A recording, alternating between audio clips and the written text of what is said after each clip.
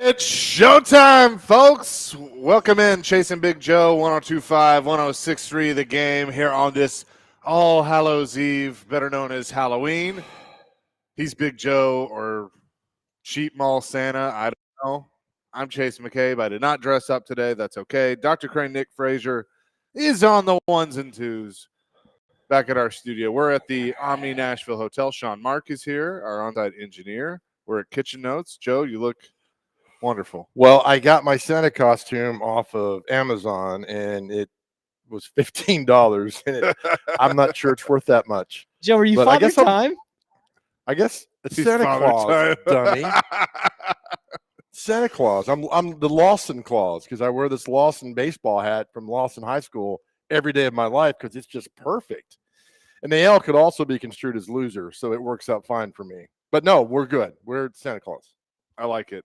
It's a good look for you. Hope everyone's having a great day so far. You know, you just heard in our update that might be some weather this afternoon and evening for the trick-or-treaters out there. But I feel like trick-or-treating and trunk-or-treat or whatever that is has been happening for like a week. It has. It's been, at least going back to last Sunday. So get out there and get it done today. And let's just hop on the question already, right? Yeah, let's just jump in there. Your favorite Halloween candy. I mean, and let's be honest here for a second. Crackle. You can't find Crackle anywhere in the store. That's actually true. Crackle's good. Actually true. What? That you can't find it in the store. I can't find Yeah. it. But I can't not eat 1,000 Crackles. Yeah. And then the mini Butterfingers, I mean, they should be outlawed because you can't just eat one. Right? I mean, you eat like 30 or 40 of them. Yeah. No. I mean, that's how I am with Reese's. The Reese's cups. Can't stop. Like so actually here's something that I've done. I don't know if this is like some weird psychological thing, but Okay. So like, you know, my mom or whatever for Christmas, or she'd always give me like a bag of Reese's, and of course like it would last 5 minutes. And so there would be times where it's like I'd stop and I'd see a bag and I'd buy it, and then it's like I don't need to eat all this all the time. And so at the gas station they have the pack of 4 whatever that you can get. I bought one, but I haven't eaten it yet, and it just sits there and stares at me, and it's like playing this game of like, I am not going to eat you. I'm gonna be above this, and so it's kind of stopped me from, the snacking on candy all the time. So Well, that's kind of where I'm at. But today, I mean, I feel like today you're allowed to. What about a little Mr. Goodbar? Yeah, they're okay. I don't mind those. But Crackle, I mean, Crackle to me is half the name is like Crackle. Well, crack is bad. Crackle is good. Right. And you just can't not eat just 2 of them. I mean, you just devour them. One year we put out, when my son was young, we went trick-or-treating, so we put out like 100, there was like 100 mini Butterfingers in a pumpkin. And the next door neighbor's dog came over and ate every Butterfinger. And we were like, oh my God, chocolate and dog, she's going to die, right? So we ran over to the house real quick. And then I said, hey, your dog ate all, because we saw the wrappers go to the next door neighbor's house. He's like, I don't worry about it. She does it all the time. She's out back, passed out. It was a big golden retriever, and she had pooped everywhere, and then she was just kind of laid out sleeping. And I was like, what in the world? But she ate so many Butterfingers and the wrappers and everything. Oh, good times. Oh, kind of like, yeah. All right. By the way, I like the picture you put up on your ex account at Big Joe on the Go. That was what, 4 or 5 years ago? 5 years ago. You were my guinea pig for Halloween costumes. What was I, Minnie Pearl? I forgot who I was there. And then what's her name from Scooby-Doo? Velma. Yeah, you were Velma. What was I in that picture? I'm like, I don't really know. It's from Cats or Phantom of the Opera. I don't know. Something like that. I think I ripped the costume, the pants, and then I kind of threw it in a pile somewhere so I wouldn't get in trouble for it. Just ridiculous. That place was awesome. Good times back in the day. Yeah, for sure. We're live again today at Kitchen Notes at the Omni Nashville Hotel. Predators in action tonight against the Edmonton Oilers. It's funny, whenever they have like an extra day off, it feels like a week and a half. Right. It does. But they played Monday in Tampa, and then they'll be back here tonight against Edmonton, which no Connor McDavid. He's going to miss some time. So Predators now, they still have to deal with Zach Hyman and Leon Draisaitl, but Matisse Ekholm, some others. But Connor McDavid not going to be in the lineup tonight against Nashville. That should be a fun atmosphere because they always do Halloween good at Hockey Halloween at Bridgestone Arena. And everybody dresses up, so it's a good time. And maybe you also can get your Santa costume for $15 off Amazon. Maybe if you're that lucky. So it's always fun to be a good night. Yeah, maybe.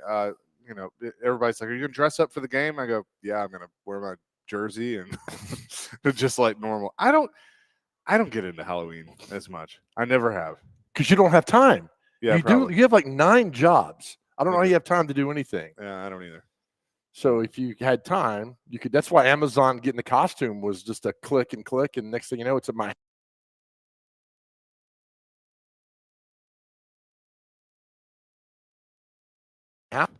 Can enough. Yeah. Oh man, that's what I did. 615-737-1025. What is your favorite Halloween candy? Tyler says 100 grand bars are hands down the best Halloween candy. Yes, I forgot about those. 1382 says whatchamacallit. I don't know what's the name of it. Whatchamacallit. I don't know. Shut up. Who's on first? What's on second? Yeah, right. Those are good. Yeah, whatchamacallits are good. I believe that we've run out of ideas. Like, Zagnut, whatchamacallit, $1,000 grand bar, whatever it is. I mean, there's like nothing new. Wonder if anyone's going to say, being in Nashville, Goo Goo Clusters. Because that's like a Nashville thing. I don't know because they don't make him. I'm talking about the mini little times that they dump in your bag. Did you do the thing with your kids where you check the candy? Never. My mom would always check the candy. How do you check it? Just to make sure there wasn't like a razor blade. I know, but you have to go individually. No, I think it was her excuse to dump it out and see if there was something she wanted. Oh, yeah.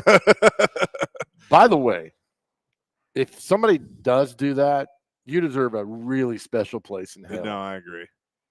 I mean, the top level of hell you should belong in if you do that. Yeah. They used to have places you could do x-rays. You could put your candy through. Yeah. I just like, it's Halloween, just let the kids be the kids is kind of how I look at it. Did you we had, growing up, I'd go over to my friend's house in their neighborhood because he lived in a rich neighborhood. So that was good. And so we would always clean up, but there was always this one house like towards the end that would hand out sodas, and they were like the best. And so like we'd go and we'd get this, and our moms would be like, not only do they have candy, well, now they're hyped up on Coke, Coca-Cola. Right, yeah. It's like there was a house in our neighborhood that gave out notepads and little pencils. Yeah. And I was like, no, that's not. No, I can't eat that. It's not candy. I can't eat the note. And my son was all happy. He was like 3 years old at the time. I'm like, no, we're not. You got to. There was one house that gave me a banana, and I'm like, you do not understand this.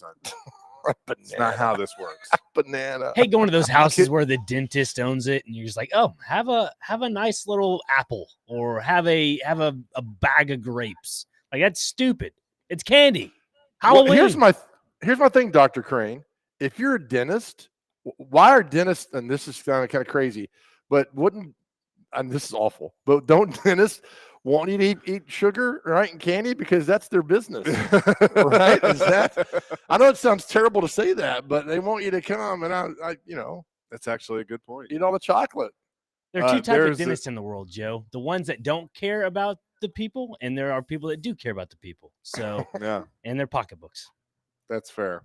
By the way, there's a trending Halloween photo on Twitter of Macaulay Culkin dressed as Joe Burrow.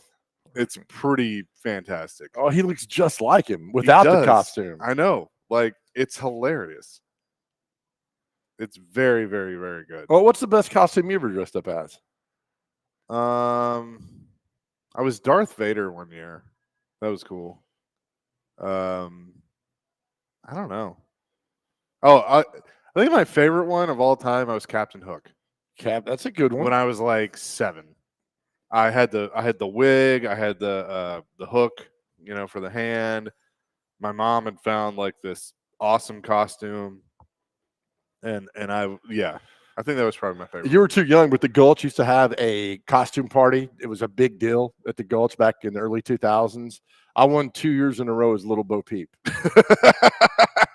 It It was the best, and it was like $500 too. And I won. I came back the next year as Little Bo Peep and won. Nice. And so I think being different, Yeah. and there's those ones who come out with like they put on the stilts, they're 9 feet tall and they're monsters, or like Optimus Prime.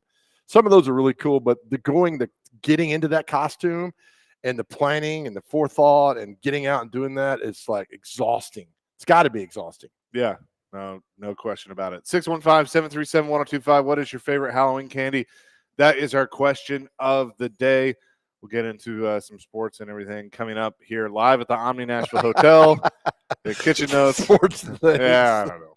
Well, Nashville, well represented last night, winning the World Series for the Dodgers. We will discuss that coming up next. Yeah, you're right. They were. Chase and Big Joe live at the Omni, 1025, 1063 The Game.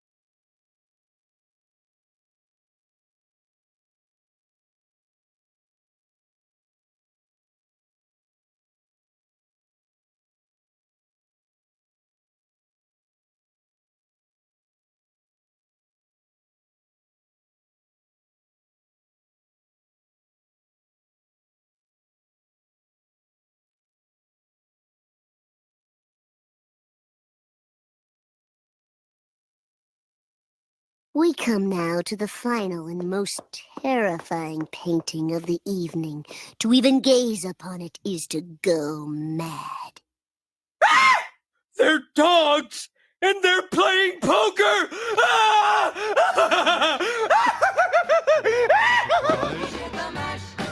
He did the monster mash. The Simpsons. Happy Halloween, Chasing Big Joe, 1025, 1063, The Game. Having a little fun here with Cheap Mall saying, I feel like you should have like a bottle of Blanton's or something. You know? I got the hat in the car, but it's so hot, man. And I was like, I'm about Hey, to you were die right sweating. now. You were already sweating in this thing. God, I'm sure I've got some sort of, I don't know, man. This is just, it's already disintegrating on me. It's like something you'd make in kindergarten. Oh, it's so good. The Dodgers win the World Series in 5 games last night over the New York Yankees. It was a comeback win. The Yankees had a pretty commanding lead, 5-0, over the Dodgers in game number 5. It kind of was looking pretty good for a while, like they were going to send the series back to L.A., but then the Dodgers came storming back, and they win the World Series.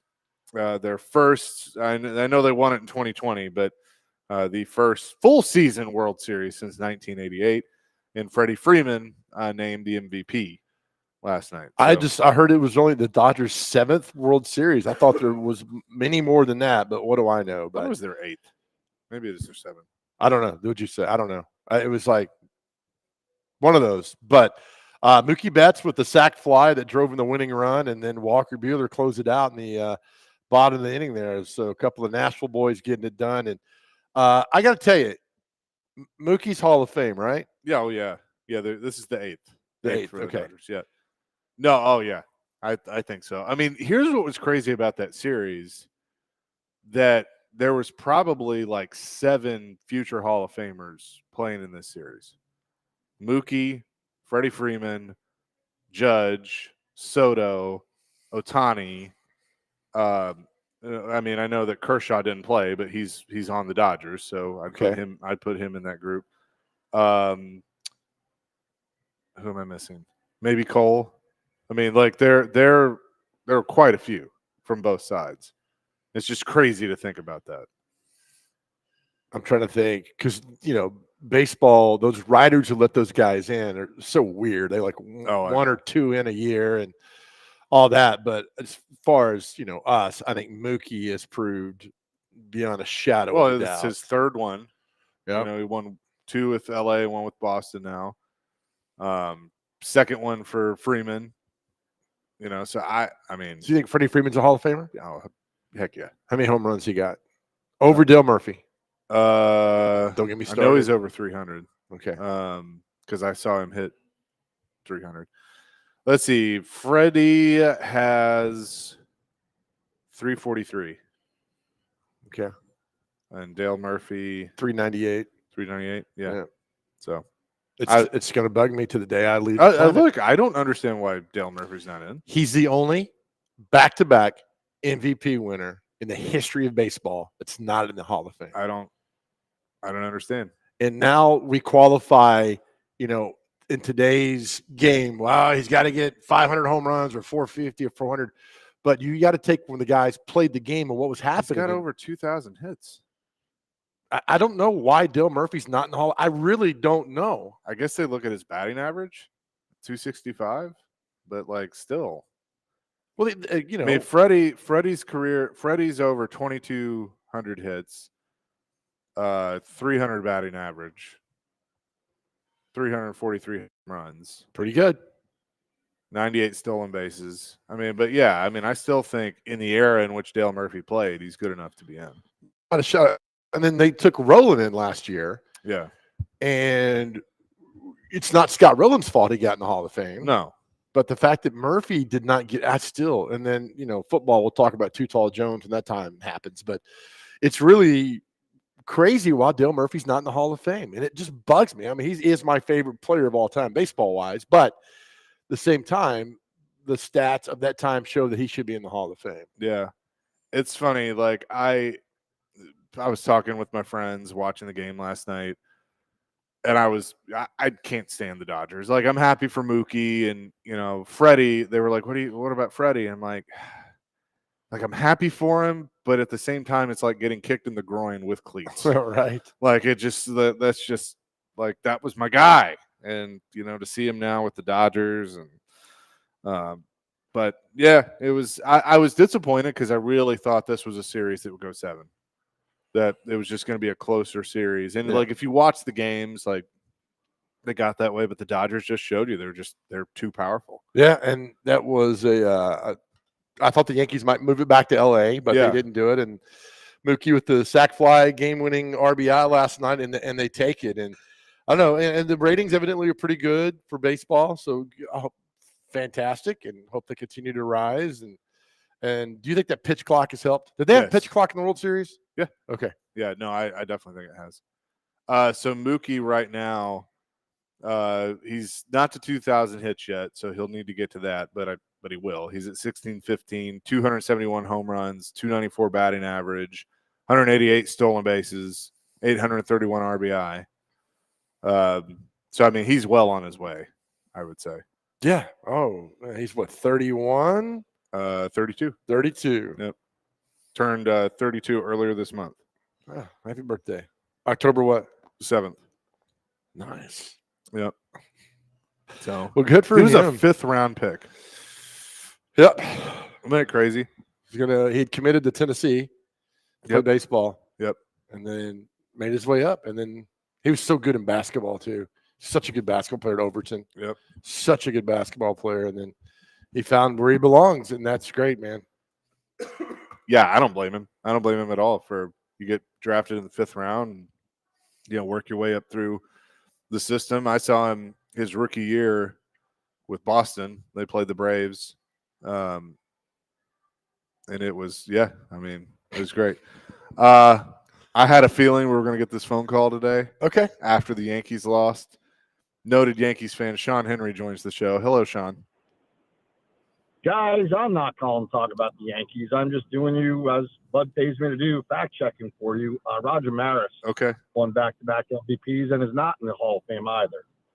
You're welcome, Joe. I think you're incorrect on that. Oh, no. Oh, please don't challenge him. Won an MVP in 1960, I don't know. 1961, and he's, I think, a 4-time World Series winner, 3-time. He's not in the Hall of Fame. 3. So, yeah. 7-time All-Star. Let's see. Yeah, he's right. It was 60 and 61. Well, I know I'm right. Well, why is like the most common expression in the world to me is "you're right." But thank you for verifying that.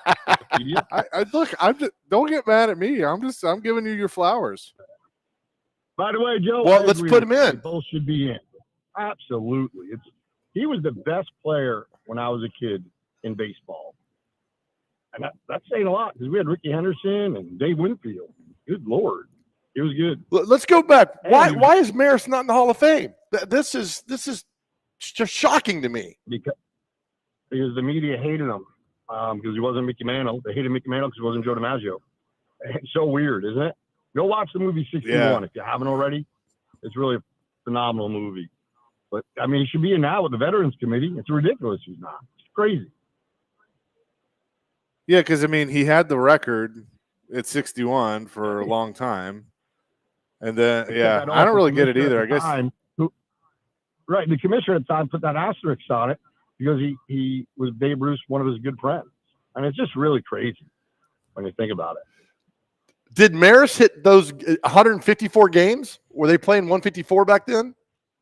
No, that was the first year, 162. That's why they did it. Okay. Yeah. He tied the record in 154 games, but he broke it a little later. Yeah, he played 100. He played 161 that year. So I wonder why he took a day off.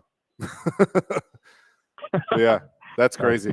Well, guys, let's go extend this 4-game point streak to 5, and let's worry about baseball another day because it's not today. That inning was the worst inning of baseball any human's ever seen in their life. It was pretty bad. I felt for you. I really did. And how about when we didn't cover first either from the first baseman or the pitcher? That was no one even got an error. That should have been a double error, right? Yeah, I didn't. I was like, I looked at my friend. I'm like, what in the heck was that? Like, what just happened? Like, just run to the bag. You're And- good. Like, I don't understand what's and, you know, going on Cole- here.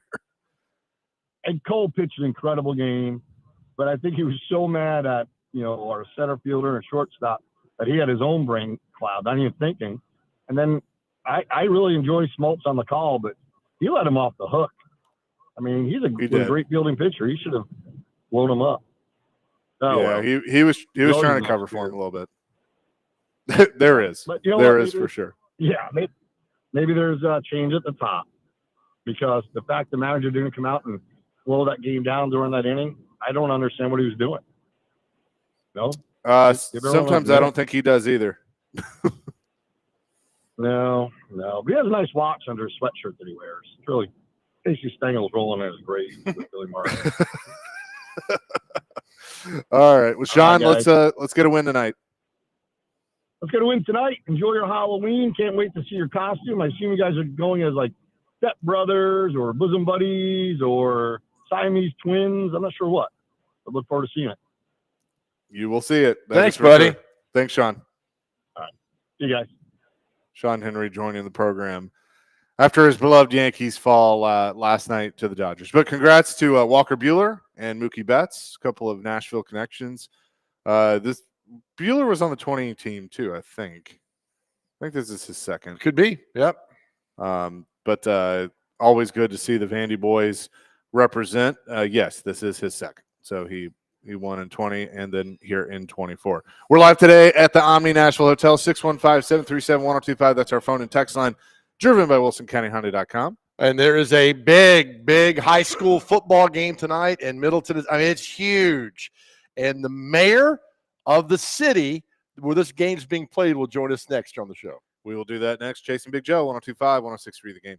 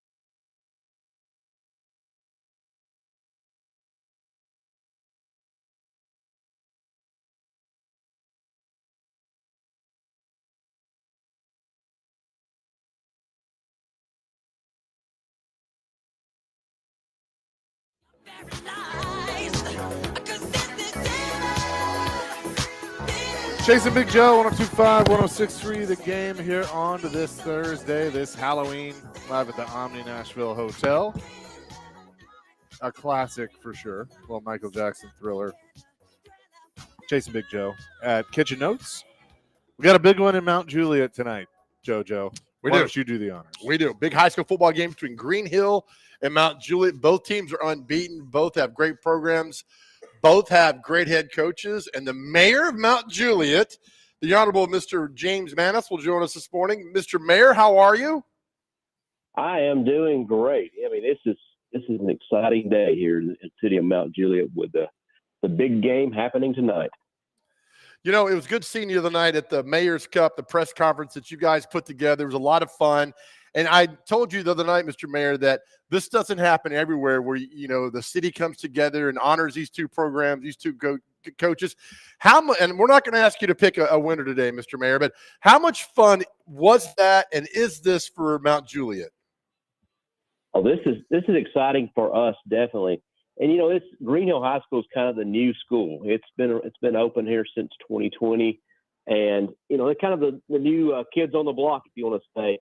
So they come here, and we didn't want to lose any of the support for the football program. So this was the way that we really saw to bring the community together. And this game has always been scheduled as their last game in the regular season. So this has just been an opportunity for us just to bring the community together around this game and really support these student athletes for what they do. Plus, both schools are 9-0. This is for the region championship. I mean, it couldn't get any better, Mr. Mayor, for what's at stake tonight. You know, we tried to hit all the storylines on this one. The Region 6-4A championship, Halloween night, undefeated teams. We're just trying to get it all here on this thing. So I mean, it is truly a game where, you know, they're going all in on this one. And I know it has to be cool too, Mr. Mayor, of kind of seeing this rivalry, this natural geographical rivalry develop in a really short amount of time with, you know, Green Hill still being fairly new.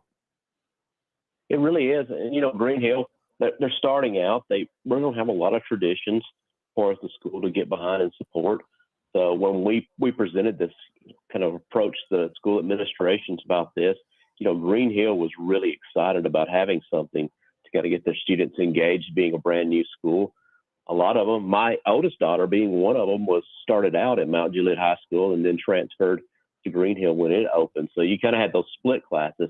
I believe these are going to be the first classes, at least for Green Hill, that has attended Green Hill for all 4 years. So it's going to be a first for a first tonight on this. So it's going to be exciting to see what it does. And, you know, of course, Mount Juliet's going to have a lot to play for too tonight.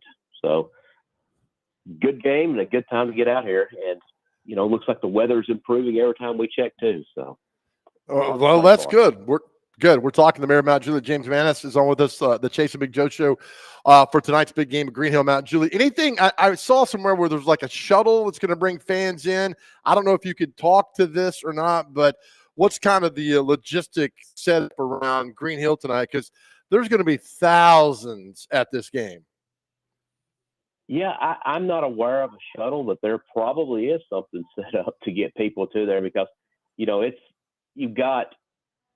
essentially this is almost like a neutral site, depending on no matter where they play this thing. These two schools are just a few miles apart. So it's going to be very, both fan bases have a lot of reasons to be there. And, you know, the lines for these schools that separate the zones, I mean, they're just a few miles away. So, I mean, this is an easy commute for both fan bases to be at this thing. We like to say get there early. Even if you just want to just get there and enjoy the festivities, just get there early. The parking lots fill up very quickly. You know, usually you'll have, you know, maybe 100 or so visiting fans, depending on where they're playing. But this game here, it's going to be standing room only on both sides of the field. I love it. And Mr. Mayor, my co-host Chase McCabe had plans to skydive and bring a football in tonight at midfield, but he was going to land at at Green Hills Mall. So we apologize. Yeah, sorry about that. You might miss a tad on that one, but this is the Green Hill. Right. We got that. Said the high school at Green Hill. Yeah, exactly. We'll do that. Well, I know you're busy. Thank you. We think the world of you. Thank you for doing this. We love that we can honor and talk about high school football, Mr. Mayor, and have you a part of this tonight. So we will see you out at Green Hill High School tonight, sir. Thank you. We'll see you tonight. Awesome. Thank you, Mr. Mayor. James Manis joining us on the program, the Mayor's Cup tonight, Mount Juliet at Green Hill. Should be a fun game. A handful of Thursday night games tonight. There are. And I don't know. It's Halloween, so I wasn't really a fan of that because Yeah. I thought Oakland at Riverdale is tonight. I talked to a few parents and they were like, hey, we got to trick or treat and, try to Yeah. get over to the high school game. So anyway, just be safe tonight and get out. As we always tell you guys to support your high school football games. Yeah. So that's another one. It's like, we both coaches at Green Hill Mount Juliet we've had on the show this year. Yeah. So we didn't want to bring in Trey Perry from Mount Juliet or Josh Crouch and show little favoritism. And that's the same way with Oakland with Kevin Creasy and then with Riverdale coach, with Coach Kreisky there. So just get out and support your high school football teams. As we say, they'd love to see you out there tonight. And then the high school playoffs start next week. I know. That's what's crazy.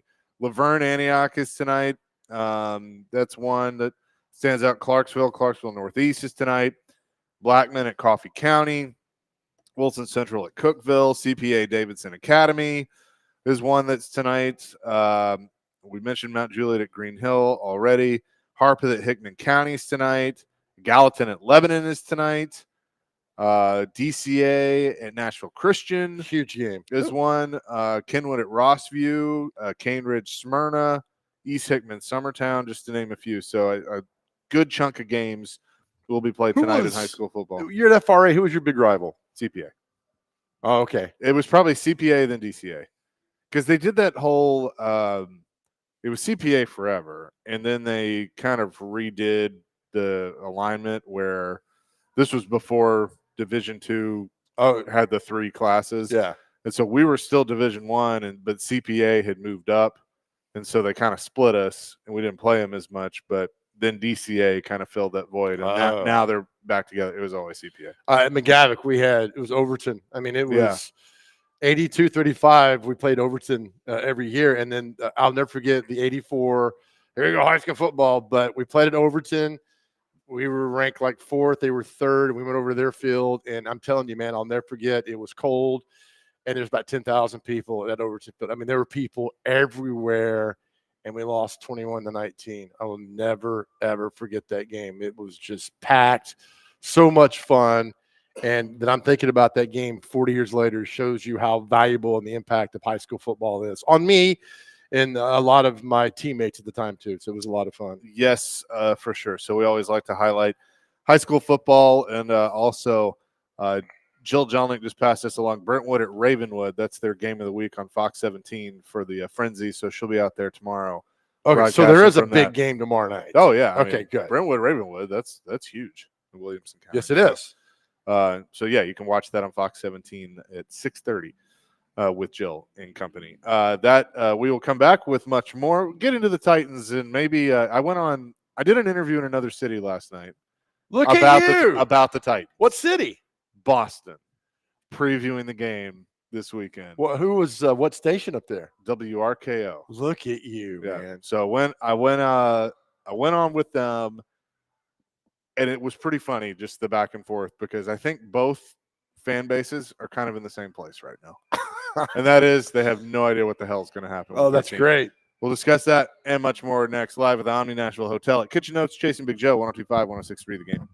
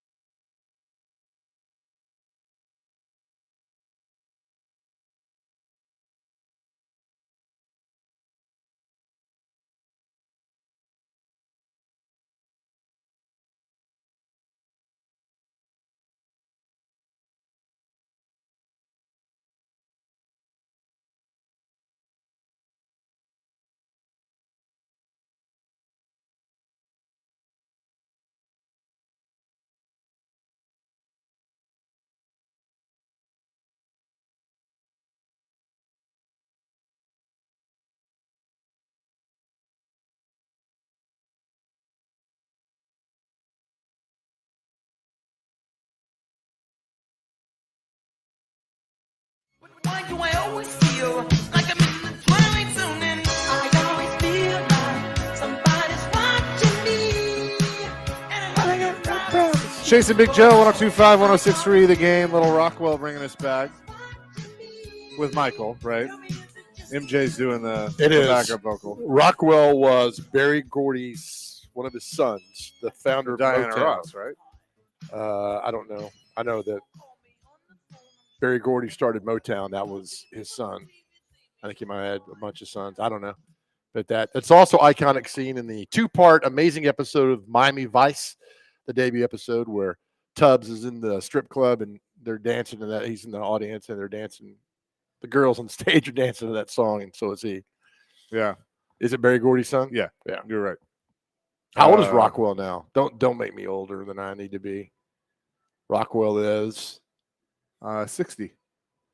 God, He's 60. Wonder if he ever got out of the shower. Rhonda Ross Kendrick is his half sister. Is that Diana Ross's? Yeah, I would think so. Yeah. So Barry Gordy and Diana Ross, that's her parents. His parents. No, the sister. Barry okay. Gordy. Diana Ross is not his Okay. mother. That's where I was confused. There we go. So yeah, I went on a station in Boston last night to talk about the Patriots and the Titans, and they were kind of joking, and they were like, "So what is kind of the expectation with the Titans?" I'm like, "Oh, it's week to week, baby. Yeah. we kind of roll the dice and see what happens around here." I asked them. I said, I think the frustration from the fans' point of view is they don't really know what the plan is moving forward with this team. Are they in a rebuild, or are they? Is Will Levis the guy? What have you? And I'm like, is there more of a plan in New England? And they were like, not really. I mean, really? I thought Drake May was making people smile. I mean, I think they're. I kind of feel like they're in the same boat that we were with Levis last year. Okay. Of like, we think, but we're not sure. And so who knows where that's going to go. And then, the shine's worn off on Gerard Mayo. I think everybody kind of, and I said this, and they were like, I said, do you think there's a little bit of maybe we should have hired Vrabel?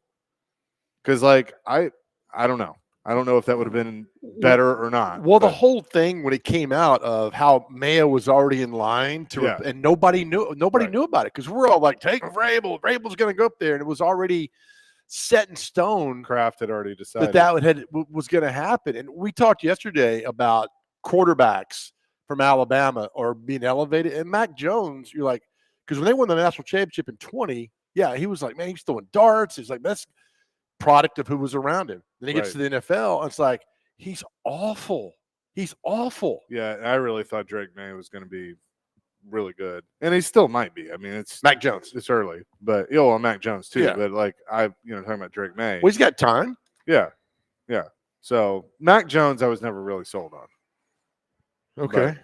I was, because he looked, but that's the thing. You get enamored because they're at Bama, and you realize he's good because of the people around him. That's why he's good. So what about Anthony Richardson? Because Jared has been obsessed with Anthony Richardson. I mean, he's even got this plan together of if he were the GM, he would call them and swap Levis for Richardson. Man. I've never been sold on Richardson. No, nobody has. I think he's injury prone. I think, again, it's the system that he played at Florida. What did John McClain said it perfect yesterday. He was average at Florida, and you get enamored because of his intangibles. And then I'm telling you, this tapping out. Oh, that was not good. This tapping out in a game, but that's a product of today's players, man. Yeah. It's just, I'm tired. But I mean, good Lord. Even, and I heard Jared say this yesterday, even if that's the case, if he tapped out, you don't admit that. If I'm the coach, I'm saying, hey, we're going to tell him you hurt your ankle. Yeah. Or something like that. Yeah. Jared, that's what Jared said. And he's right. Because now everybody's looking at him like, oh, this, he's soft or whatever. Now, I don't think the Colts I wasn't sold on him. I don't think the Colts have done it right with him. I think he was, always I always go back to, and I know Jared played some clips of this yesterday, but, Floyd made it very clear when they drafted McNair, you're not going to see him his rookie year. Mm-hmm. He's not going to play But why and not? he might play. And if we're bad, don't Right. come asking me when we're going to put him in, because we're not going to. And then in his second year, you might see him a little bit, but 2 years he's going to sit. He's going to learn. And I look back on that, and I've heard Fisher say it. I've heard Floyd say it. I've heard others say it, that if they didn't do that with McNair, he doesn't have the career that he had. Yeah. But the problem is, and you look like, well, Manning and Aikman really learned after their first year because they were so bad. And, Aikman, Peyton set the record for interceptions. Well, Aikman and them were 1-15, weren't they? In 89, they were terrible. Yeah. And then you learn. So there's the 50-50 of that, of what you're going to do with the quarterback. It worked in McNair's case. It worked in Aaron Rodgers' case. It worked. Jordan Love. Jordan Love. I mean, Favre, think about it. 91 and half the way through 92 didn't play much. Yeah. Until Don Mikowski got injured. He came in and he beat the Bengals that one day. But so there's the 50-50 of that. I don't. I think it depends on what offense you played in college. That does factor in to some of it.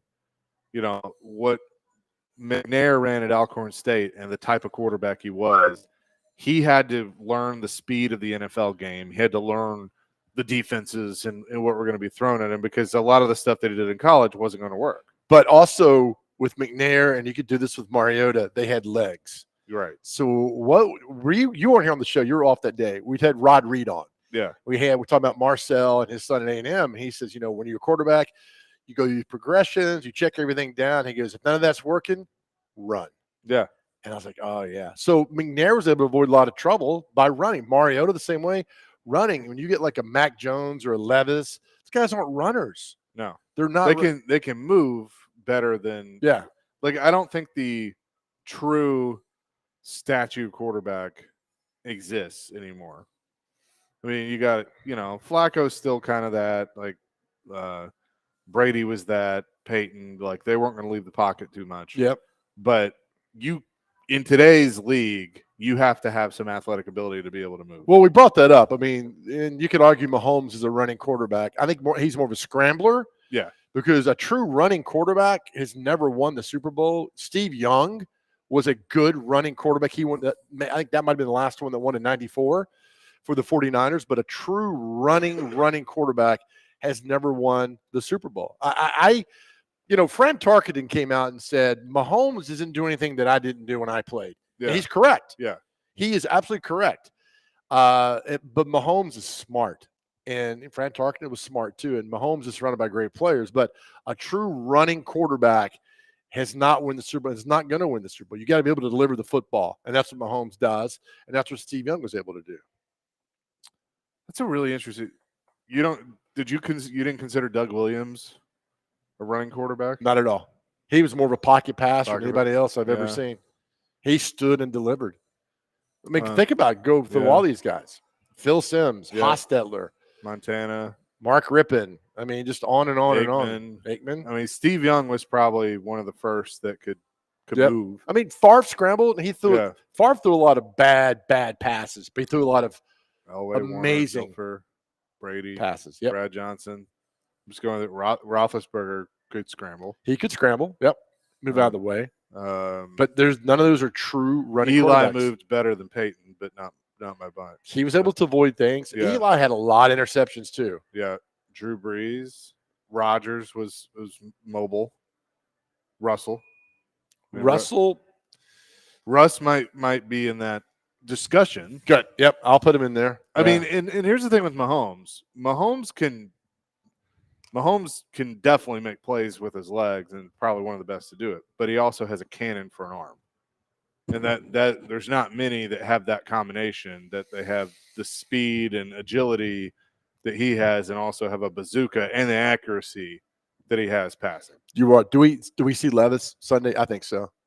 Probably. I think so. I think the way on out is just like let him play, let Yeah. him go, let him do it. Yeah, We've seen and what they look, say. I do think this is more of an even matchup than what they've had the last 2 weeks. And what was interesting, Jared and I were just sitting in the office talking, and I made the comment, I'm like, the defense hadn't been that bad. And he goes, yeah, but look at them the last 2 weeks against good quarterbacks. And that's a good point. Now, they've had some injuries as well. But I will tell you this. I know we had a fun 10 o'clock hour for you. So 2002, the New England Patriots came to Nashville, played the Titans, Monday Night Football, got their butt kicked. So in the book called Patriot Reign, a Boston Globe writer wrote the book about the 2002 season. The Patriots teams from 2003 on were built because the Titans kicked their butt on Monday Night Football. Belichick says we were out coached, we were out hustled, they were stronger than us. They just lined up and mashed us. And Belichick said, we need to adapt our game, our philosophy. So that 2002, if you went to the Monday Night Football game in 2002, remember the Titans beat Brady, they beat Vrabel, they beat all those guys. It was a year after they won the Super Bowl. And Belichick pointed to that in the book, Patriot Reign, how that was a critical moment in his coaching career because he said, we've got to get better or we'll be left behind. And they got much better. Yep, they sure did. 615-737-1025, our phone and text line, driven by WilsonCountyHonda.com. Hour number 2 of the Chase and Big Joe Show, live from the Omni Nashville Hotel, is coming up next. 1025, 1063, the game.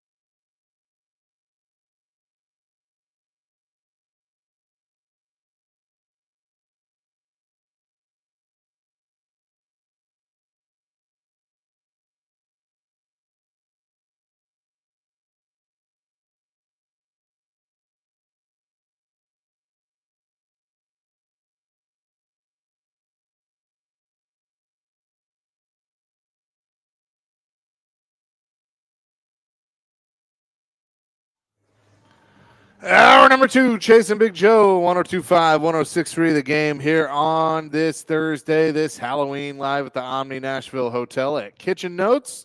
Having a wonderful time here today. Always enjoy our visits. Big Joe is dressed like a mall Santa.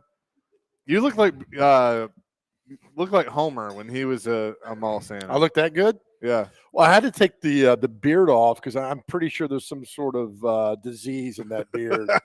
So I had to remove it. I'm going to come tomorrow with boils on my face. Well, when I saw you walk in and I saw you wearing something, I'm like, is he wearing a mask? Like, why is he masked up right now? And Well, I had saw the that hat, and the hat, I'm sure there's some sort of bed bug in that hat, so I did not wear that at all. Let's clarify this real quick. On our text line, we were talking about quarterbacks who won a Super Bowl. We know Michael Vick was a great running quarterback. We know Randall Cunningham was an amazing quarterback. By the way, is Randall Cunningham in the Hall of Fame? I don't think he is, so. and he should be. But you had to have won a Super Bowl. Russell Wilson gets into discussion. Steve Young was kind of like the last true, pure running quarterback. Russell probably gets a seat at the table. Mahomes is more of a scrambler than he is a running quarterback, which is good. I mean, you want that. And we talked about Fran Tarkenton being a scrambler, and he never won a Super Bowl. But that's the thing. But since kind of like you look at the Super Bowl era, those are kind of the ones. Because we discussed in the era of the statue quarterback is pretty much gone. No, Randall's in the College Football Hall of Fame, but not the Pro Football. Why is Randall Cunningham not in the pro? I mean, I remember talking to Dave McGinnis, Coach Mack, about Randall Cunningham. And he said when Cunningham, because he's with the Bears and Cunningham's with the Eagles, Fisher was the same way. We talked to Fisher, but I was like, we'd never seen that. We'd never seen a guy that big, that strong, that fast, that quick, that good of an arm to take over things. And had he won a Super Bowl with the Eagles, we would talk about Randall Cunningham as a top 20 all-time quarterback. Had he won in '98 with the Vikings? Exactly. I mean, like that team played here against the Oilers at Vanderbilt. Yep. And, I've talked about it. It was the day after Christmas. And that was my first NFL game. And I didn't realize it at the time because I was like 10 years old. But to say that in your first NFL game, you saw Randall Cunningham, Randy Moss, Chris Carter, McNair, Eddie George, Wycheck, and John Randall. Yeah, that's who I was trying to think of. John Randall. I mean, Gary Anderson. It was the kicker. Yep. And then the coaches were Fisher and then Dennis Green, and Billick was the OC, right? Yes, sir. Yeah. So, I mean, to say that I saw all that in my first NFL game. Pretty good. That's pretty crazy. Pretty darn good. Yeah. So, but the thing was got to win a Super Bowl. Yeah. All those were great running quarterbacks in their own right. And, and Vic would have been up there. Vic would have been talked about had he not did what he did. He would have been up there. And you still mention his name, and it's still 50-50. Oh, it is. But at the same time, it's just like. And it's not a close 50-50. You're either on the far side of he should go straight to hell, or the far side of he did it. He went to jail. He confessed. Forgive him and move on. Yep. But that's what we like to do the what if game. If that doesn't happen with Vic, and he stays in the league, what does that look like? Oh man, that's good. Well, you had to get rid of Petrino first. When Petrino quit on that team in 2007, remember he just halfway through the season or fired or quit, whatever.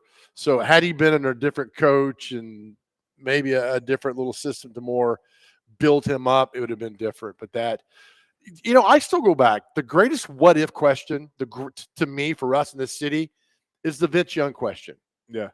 Player-wise, that's still the greatest what if, because had he turned out to be a 10, 11-year all-pro good quarterback, I mean, there's no locker here.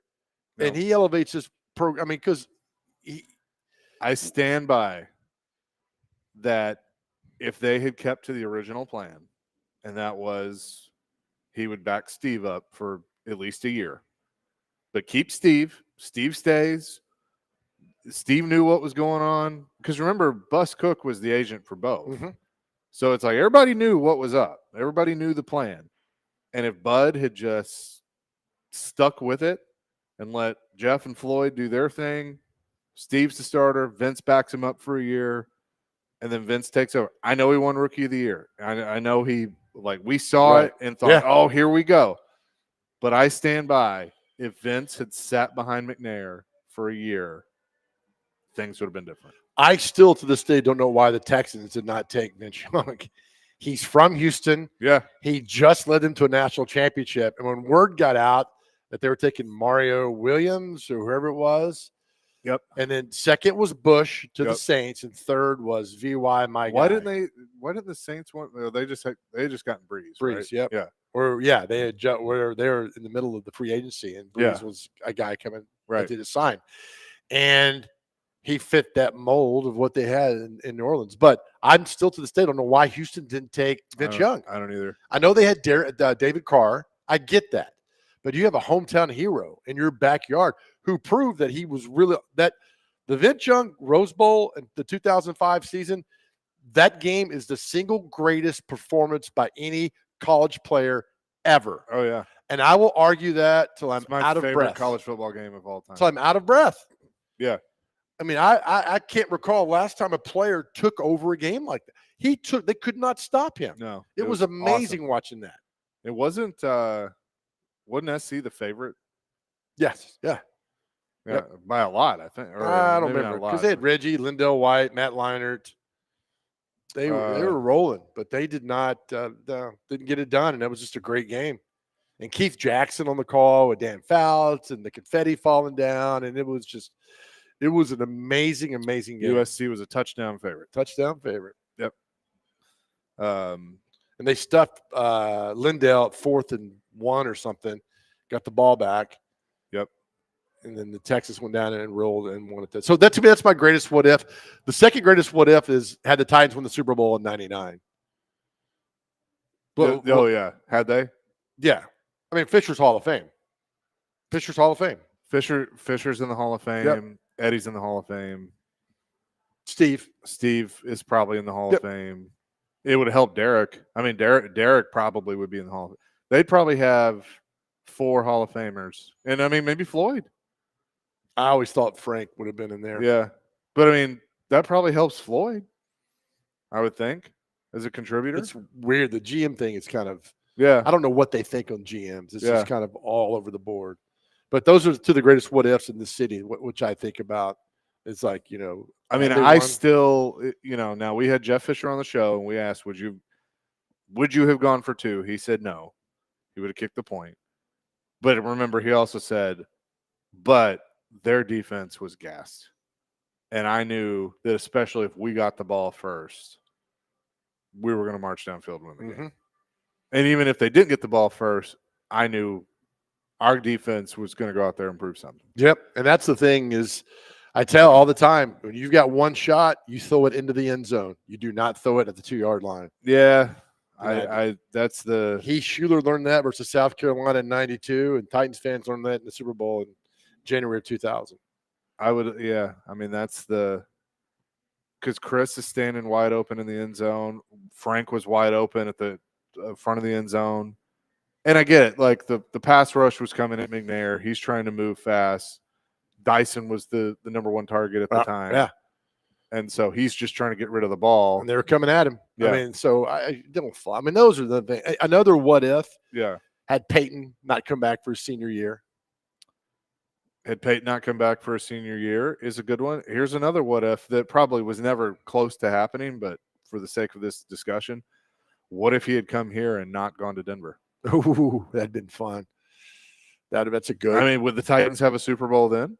It's a great question. I say no because of the coaching staff and the mindset they had at the time. Yeah. But I mean, like they would have had, who would he have had here? He would have had Kenny Britt, Kendall Wright, Justin Hunter. No, he wouldn't. Maybe. I don't know. Another good what if is what if who scored the goal in the first game in the Stanley Cup final that was disallowed? Was that Forsberg. Forsberg? I mean, I was there. Were you there? Yeah. I mean, it took the or wind. no, I wasn't there. It took the wind Pittsburgh. out of the Pred sails. Yeah. No. Had he was able allowed to score, And then they changed the rule because of it. did they really? Yeah. I mean, he was not offsides, but they called him offsides and so it disallowed it. That changed the whole series. And had they penalized Crosby for slamming Subban's head in the ice, which they didn't do. I mean, you could play the what if game all day, but some of those are fun. So I always default back to Vince. Had Vince been that guy, how this franchise would have changed in so many ways. It'll drive you crazy when you think about it all day long about what Vince could have done and what could he have been. But it does you no good, man. Dylan Makes you on our crazy. text line says, I've wondered what would have happened if Amy would have just paid A.J. Brown. Where would the Titans be at today? Because that means Robinson would have not been fired, and they would have continued the season at 7-3. It's a good one. Look, I think that's probably a good one. Oh, here's a good one from our good friend Nick Barris. What if the Titans had drafted Randy Moss Yeah, instead of Kevin Dyson? yeah. And Yeah. that pass in the Super Bowl is to Moss instead of Dyson. God, Nick, thanks for driving us crazy now, buddy. Appreciate you. Well, I mean, you can. What if Dyson hadn't gotten hurt? I mean, because when he got hurt, he wasn't the same. The True. next year, Yeah, 2000. that's right. But you know what that probably means? That probably means that Derek Mason doesn't have at least the Titans career that he had. What ifs? There's What ifs would drive you crazy. so there's so many. What if Gator Mike didn't walk in right now? So weird. Dressed like the Spartan Chuler. I don't know. But you could sit at your desk all day and mull those over and like, what in the world's happening there with all that? All right, we come back. There's a big college football game this weekend. Yep. And if the one team doesn't win this game, they're not going to a bowl. And I thought about this, and I hope you agree. Okay, 615-737-1025. That's our phone and text line. Driven by WilsonCountyHyundai.com. We're live at the Omni Nashville Hotel, 1025, 1063 The Game.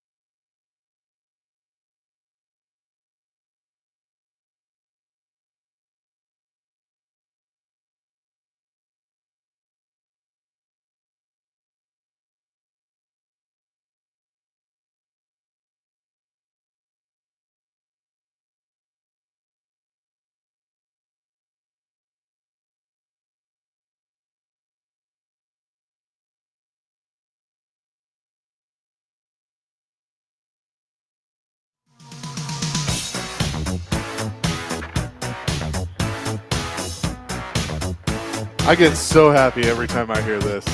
Chase and Big Joe, 102.5, 106.3 The Game. We got one. But like Such a good movie, like man. at the part where like they start to catch on and the music hits and the car comes out of the old fire station, the siren blaring. That is about as perfect of a movie comedy wise you Oh. can get. So good. And like I know they've done a couple of reboots and it's just not the same without Harold Ramis. It's just No. simply No, not. just leave it like it is. Ghostbuster 2 was adequate. Ghostbuster 2 is fine. It had Bobby Brown in it. Yeah. Yeah, I was fine with Ghostbusters 2. But the original Ghostbusters, the Stay Puft Marshmallow Man, All of it. like it was so good. Bill Murray, Rick Moranis. I mean, all of it was just a fan. Sigourney Weaver. Sigourney Yeah. Weaver. Yeah. I mean, it was just perfect. What was the baby's name? Zool? Or is that in number 2? Oh, that was in number 2. Oscar or something like that. Yeah. I believe it was Oscar. Yeah, I think it was Oscar. I mean- and then you can't forget Rick Moranis either. Like he's hilarious. Did you just say Yeah. that? Oh, I'm sorry. That's okay, buddy. Get out of your mind. No, I mean, in the beginning, the flashcard scene, the beginning with Bill Did Murray. you say Bill Murray? Yeah, Bill Murray. And the flashcards are all wrong, and the girl's getting them wrong, and the guy's Yeah. getting them right. Yeah. And it's just, oh, those are good. All right, so before the break, I talked about a football team that they don't win this weekend, they're not going to a bowl game, and it's Vanderbilt. I'm telling you right now, it's Vanderbilt. Really? Okay. Auburn's 3-5. They realize this is a must-win for them if they want to go to a bowl game. And for Vandy, this is you played the Texas game hurts because you played to win that game. You could have Yep. won that game. Now you get on the Auburn. It's 11:45 start, but then you followed by South Carolina. Then you got a break. Then LSU and Tennessee. So this game is vital, and I think South Carolina is sneaky good. That's a weird team. Yep. But I think if Vanderbilt goes down there and loses to Auburn, who's got confidence now because they pounded Kentucky, and realize their backs against the wall because they still got to play Alabama, and they lose to Vanderbilt, they ain't going to a bowl. And a bowl in Hugh Freeze's second year, they got to get there. I just think this is a critical must-win for Vanderbilt. The hardest win to get for a team that hasn't been there in a while, that has kind of been building to this point, is that 6th win. Oh yeah, Like, and they know that. The crazy part about this with Vandy is they could be undefeated. They probably shouldn't be, but they could be. Mhm. They have been in every game that they played this year. Georgia State, you want that back more than anything at this point. Sure. You want that Yeah. one back. But Missouri, you make a kick, you win that game. yeah, Texas, you take a couple plays back, you win that game. yeah. You You're know, right. and No. vice versa.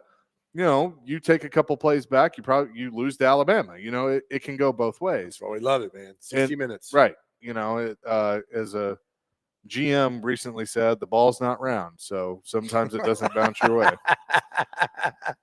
I digress. But Oh, man. but it is, it is true. And I don't know if I'm ready to go if they lose this weekend.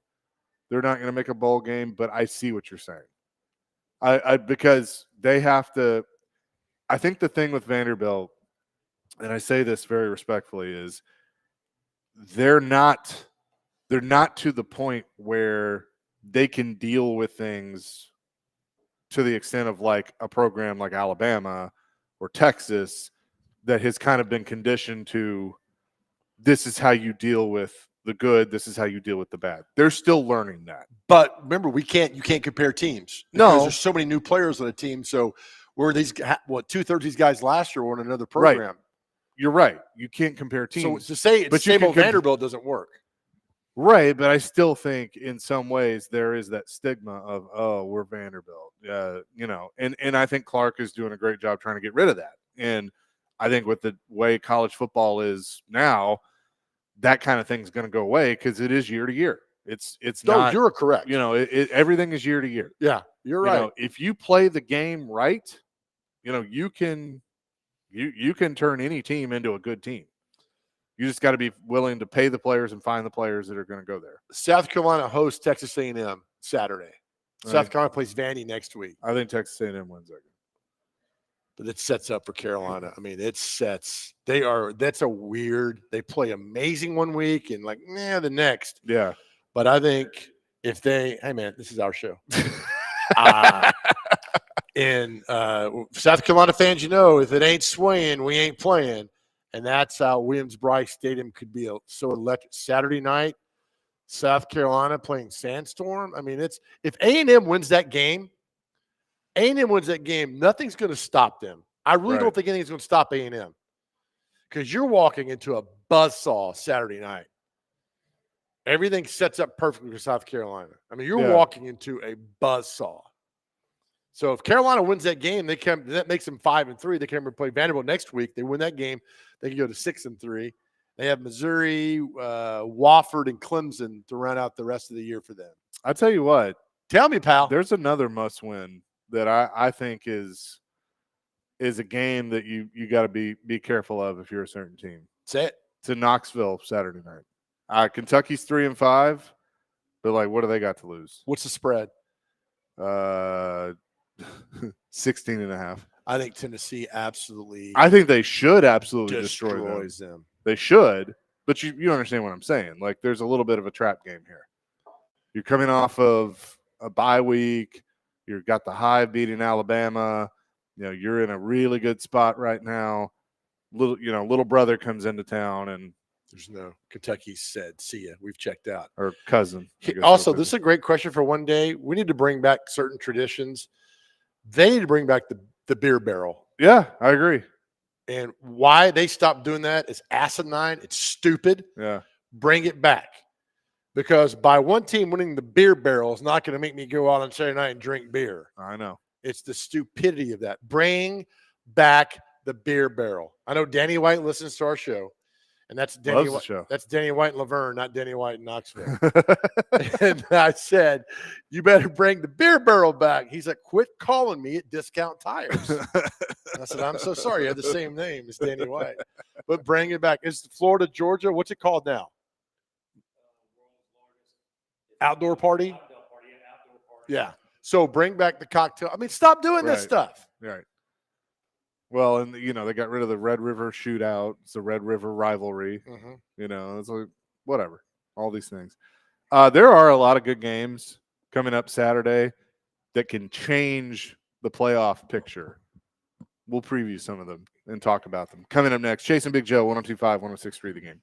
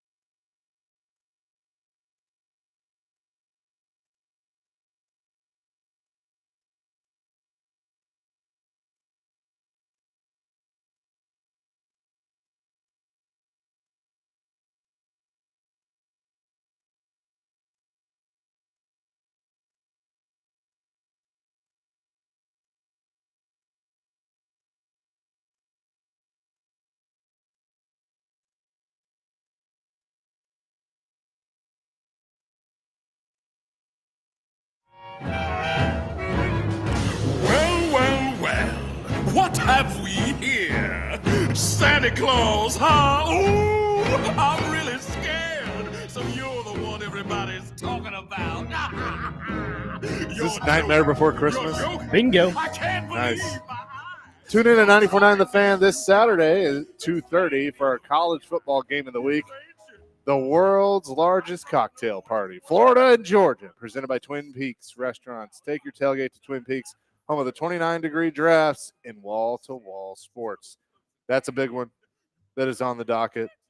Some others in the top 25 in the SEC that we will get into. Tomorrow night, got 6-1 Boise State in a Mountain West game hosting San Diego State 3-4. Boise has just been rolling, got the best running back in the country as well. Been really fun to watch. So who do we have this weekend on the stations?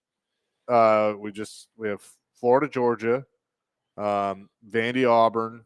Vandy, Auburn is on 102.5, and then Florida, Georgia will be on 94.9 The Fan on Saturday. And then as the well. Preds. And then the Preds. Then how dare you leave off one game? Which one? Oh, sorry. And then on 90, my bad. And then on Totally Hits, 93.3 FM. That's on me. MTSU in El Paso taking on UTEP starting at 1 o'clock. Yes. Hopefully I'll be on the call at Chip Walters that I don't get arrested on Friday night in El Paso. Please don't. El Paso is a wonderful, wonderful, fun city. But this is your first time going to the Sun Bowl, right? It is. I'm looking forward to it. Yeah. Yep. That'll be fun. Really cool. I've driven by there, but never been in there. But it's iconic place. Yeah. Look forward to that. Yeah. Well, that'll be a good time. We'll listen at 1 o'clock on 93.3 FM. Totally Hits, Totally Nashville, Totally Big Joe. Thank you. Should do that. Let's see. Some other games we got Saturday. This one I will be watching right at 11 o'clock. The Ohio State at Penn State. Look, Please. you know how we feel about Jimmy Frank and Penn State, but I actually think they beat Ohio State. The game's in Penn State, right? It's at Penn State. OSU is a 3.5-point favorite on the road. James Franklin's record versus top 5 teams is 1-13. And that one was Ohio State, right? Ryan Day's record against top 5 teams, I think, 2-7. Yeah. So neither one very good. They're not very good, but you know how I feel. If James Franklin wins that game, he won't shut up. Well, He he's just probably won't not going to shut up anyway. He's not. But I mean, if Penn State wins that, I mean, they got a clear ride to the college football playoff. This one on ABC at 11 o'clock, the Manny Diaz revenge game as Duke heads to Miami Gardens at Hard Rock Stadium to take on the Hurricanes. Duke at 6-2, Miami at 8-0. But Manny Diaz going back. I saw Duke up close and personal when they played MTSU, and that is a team that makes 0 mistakes. Duke makes 0 mistakes, and I'd love to see them. And Cristobal's become an ass. Oh, I know. His interviews and after the game, he's just become really pompous. I'm like, last year you were getting dogged on for what you did against Georgia Tech. You got your butt kicked by MTSU 2 years ago. You were able to go out and buy your team. I know everybody's buying a team, but doesn't it make you a better coach? So I hope Duke goes down there and punches them right in the face. Miami, a 20-point favorite. Oh, I'm at wrong. home. Sorry about that. Also have an SEC matchup for 11 o'clock. Ole Miss heads to Fayetteville to take on Arkansas. Ole Trap Miss game. a 7-point favorite. Definitely a trap game for Ole Miss. Trap game.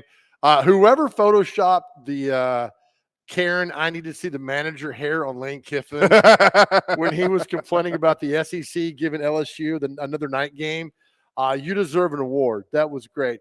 But look, Kiffin, don't worry about what other schools get. Arkansas, I mean, they're fighting for Sam Pittman's job in Arkansas, and they're playing really well right now. They beat Tennessee, and that was not by mistake. So Ole Miss is teetering, and I told you, Lane Kiffin's never won anything. He's never won anything, and this Ole Miss team is not going anything either. And they should, because they're loaded with talent. I mean, they're really good. Air Force has to go into Army. Army's 7-0. Navy got throttled last week by Notre Dame. Army gets to play. Let's see. Army plays the Air Force this week, and then they play Notre Dame on Thanksgiving. I guess the week before Thanksgiving, on the 23rd. They're at North Texas. next week. Then they have a week off, and then they play Notre Dame at where is that game? Is that at home? Is that at West Point? Hope so.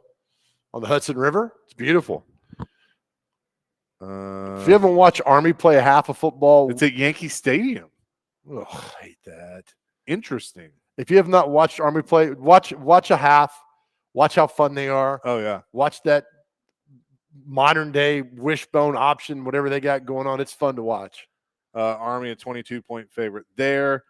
In the Big Ten, have Minnesota and Illinois, as you like to say. Minnesota a 3-point favorite on the road.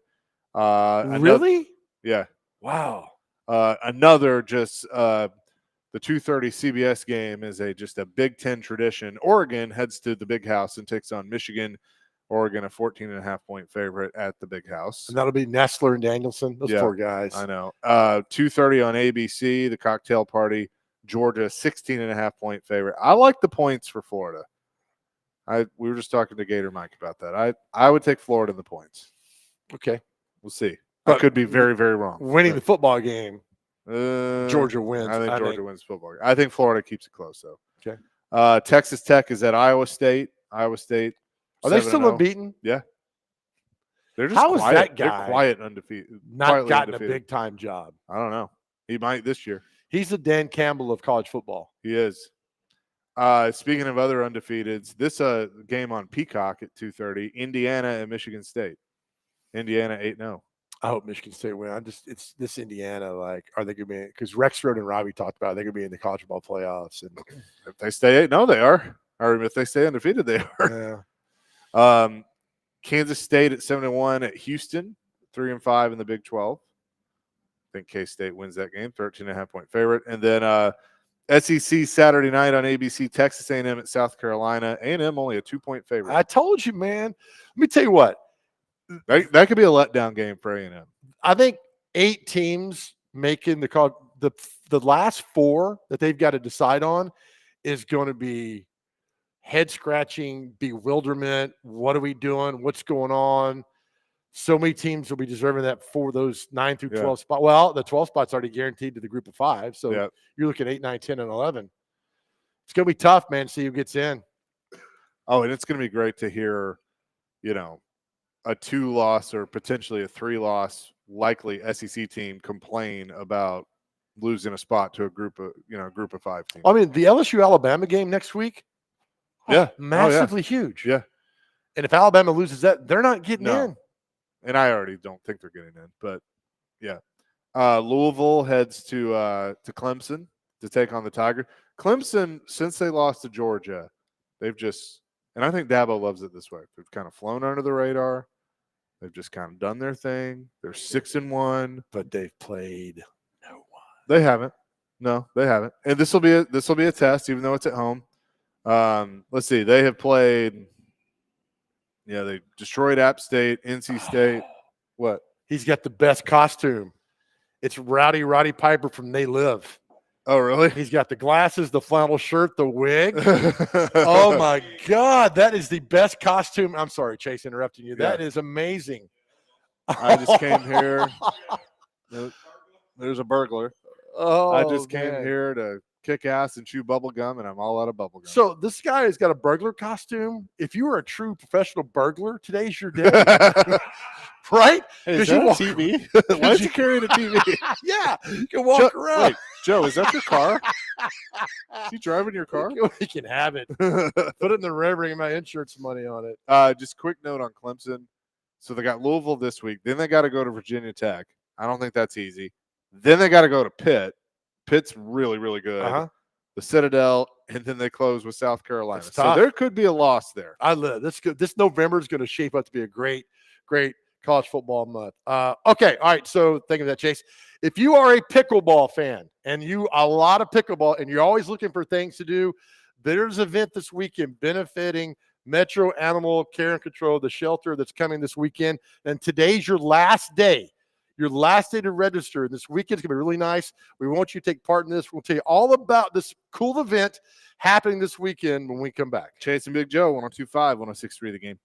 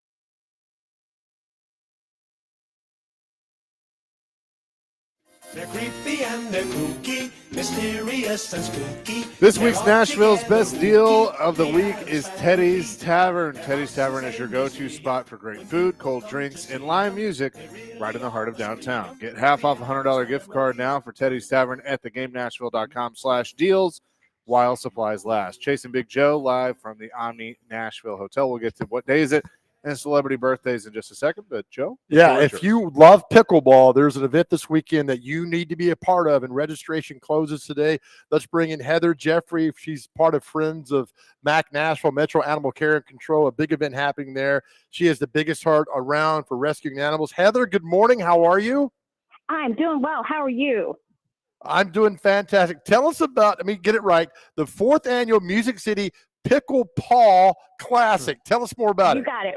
We got to have a pun in there for pickle paw. Right. The pickleball has become such a popular sport. We have MAC is doing its Pickle Paw Classic to raise funds for Friends of Mac's foster program, its safety net program, and its emergency medical fund. We will be doing this at Centennial Sportsplex. And like you said, the registration ends today. You don't want to miss your spot in the kitchen. How do people register today for this event? I would go to your the Friends of Mac's Instagram page and Facebook page for the event info. That is your easiest way to get on. So it's Friends of Mac, MACC Nashville on Instagram, and it's a Got it. long link there, but everything is there. So just go there, click on it, and the next thing you know, you're helping out on Saturday. Heck yeah. Everything goes to the homeless animals in Metro Animal Care and Control. And real quick before I let you go, Heather, explain what Friends of Mac, what y'all do. I know what you do, and God bless you, but for those who don't know, tell them what you do. Sure.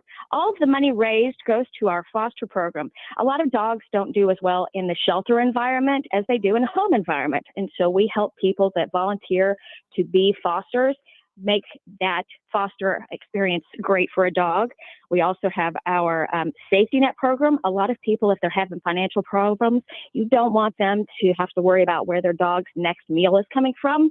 And we can provide food. You can either pick it up or we can deliver it to you. Or if an animal comes into the shelter that has problems that the shelter doesn't have the capabilities to help, we have vet partners in town, and we provide the funds to make sure that those animals are taken care of.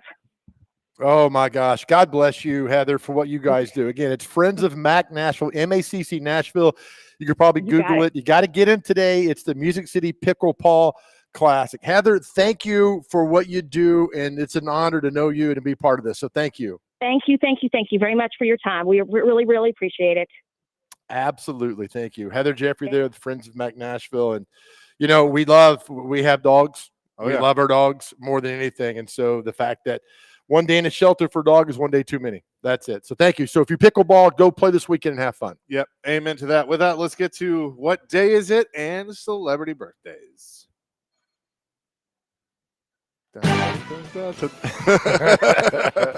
Sorry, gentlemen. Yeah, first on the list we have book for Treats Day. There's that. Carve a Pumpkin Day, obviously so for the festivities. Girl Scout Founders Day. All right, good Girl Scout cookies. Halloween, obviously. International.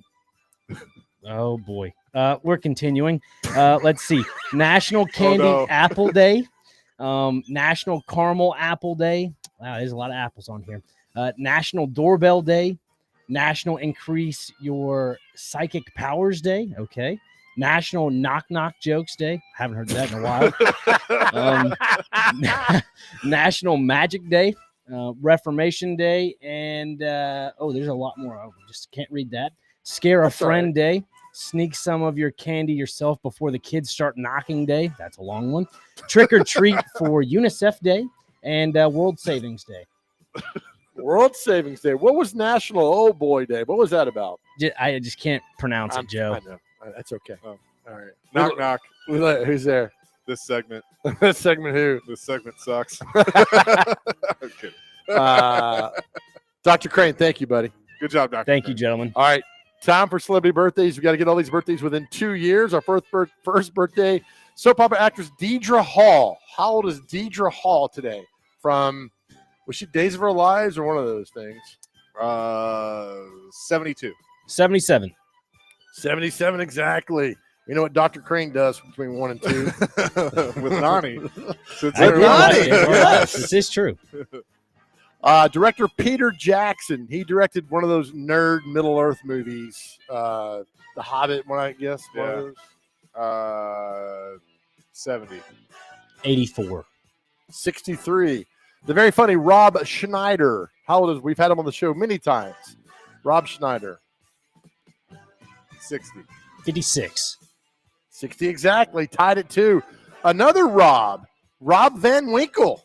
Vanilla Ice. How old is Vanilla Ice today? 57. 56.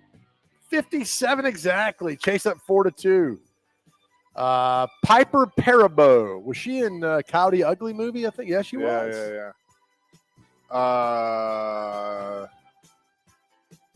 38. 40. 48. Right.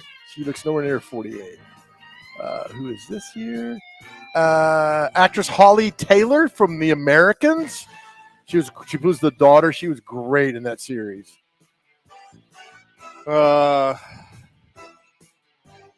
37. 42. 27. All right, I'm down here. A few more. You guys doing all right today? Here we Yeah, go. we're good. All right. Actress Lee Grant. 42. 50. 99. Off there.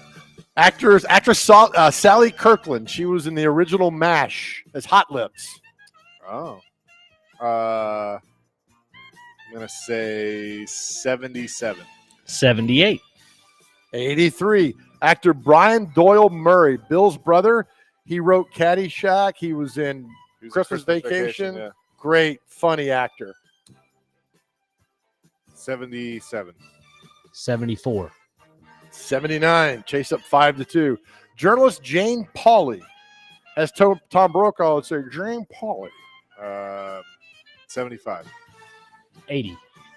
74. Chase up 6-2. I'm feeling good about this. Drummer Larry Mullen Jr. of U2. 68. 59. 63. Country singer Daryl Worley. Have you forgotten? 57. 63. 60.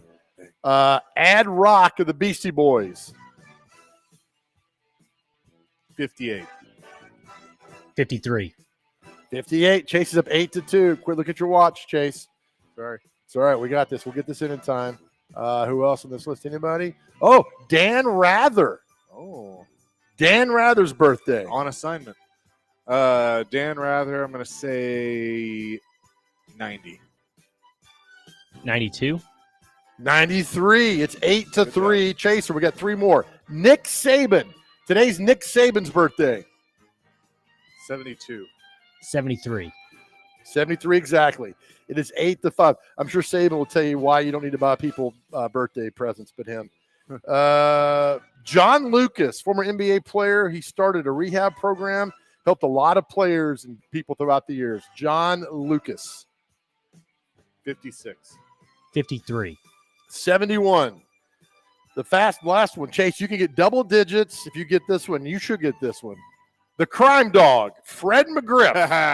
How old is Fred McGriff?